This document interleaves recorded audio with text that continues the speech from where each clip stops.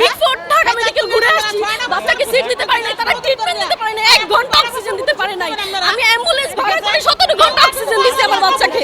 যদি আমার বাচ্চা মারা যায় সরকার নিতে হবে, এই ড্রাইভার সরকার। আর এভাবে আখ্যাত বন্ধ করার কোনো রাইট নাই।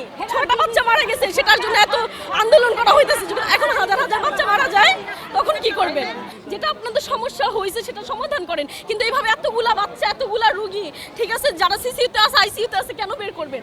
কোথায় নিয়ে যাব? অন্য কোনো হাসপাতাল তো বেড পাই নাই। আমি অনেকগুলো হাসপাতাল ঘুরে আসছি, সরকারি হাসপাতাল বেড দিতে পারে নাই আমাকে। এখন আমার বাচ্চা কালকে থেকে অনেক ভালো আছে। এখন যদি বলে নিয়ে যেতে অন্য কোনো হাসপাতালে, তাহলে আপনারা সাবমিট করে দেন আমাদের বেড দিয়ে। যদি আমার বাচ্চা মারা যায় সরকার নিতে হবে, এই ড্রাইভার সরকার। আর এভাবে আখ্যা তো বন্ধ করার কোনো রাইট নাই। এভাবে আখ্যা বন্ধ করার কোনো রাইট নাই। আপনারা টাইম দেন, আমাদের বাচ্চাগুলো রিকভার হোক, আমরা নিজে থেকে হাসপাতাল ছেড়ে দিব। কিন্তু বাচ্চা থাকা অবস্থায় এই হাজার হাজার বাচ্চা কোন হাসপাতালে নেবেন? তাই তো মিটফোর্ড ঢাকা মেডিকেল ঘুরে আসছি, বাচ্চাকে সিট দিতে পারি নাই, তারা ট্রিটমেন্ট দিতে পারে নাই, 1 ঘন্টা অক্সিজেন দিতে পারে নাই। আমি অ্যাম্বুলেন্স ভাড়া করে 17 ঘন্টা অক্সিজেন দিছি আমার বাচ্চাকে। তাহলে কোথায় নিব বলেন? বাচ্চা সুস্থ হোক, তারপর ছেড়ে দেন। এখন কোথায় যাব?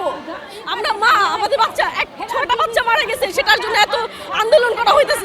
এখন হাজার হাজার বাচ্চা মারা যায়, তখন কি করবেন? তখন আমরা কোথায় যাব বলেন?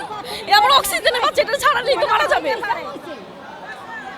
আপনারা সময় নেন, আমাদের বাচ্চাটা রিকভার হোক, তারপর আমাদের ছেড়ে দেন। তারপর হসপিটাল নিয়ে কি ঝামেলা তা করেন, সমাধান করেন। কিন্তু এখন এতগুলো বাচ্চা কোথায় সাবমিট করবেন? আমাদের ব্যবস্থা করে দিতে পারবেন যে অক্সিজেন বেড সহ অ্যাম্বুলেন্স দিয়ে নিয়ে যাবেন? এখানে সব টেস্ট করার জন্য টাকা লাগবে, জমা, ব্লাড জমা, কালকে রিপোর্ট আসবে। এগুলো কি বন্ধ হয়ে গেলে পাবো আমরা? এটা আপনাদের বোঝা দরকার। টাইম নিয়ে বন্ধ করেন, টাইম দেন, আমাদের টাইম দেন, আমরা বাচ্চাগুলো রিকভার করি, টাইম দেন, সময় দেন। আর একটা দুর্ঘটনা হয়েছে,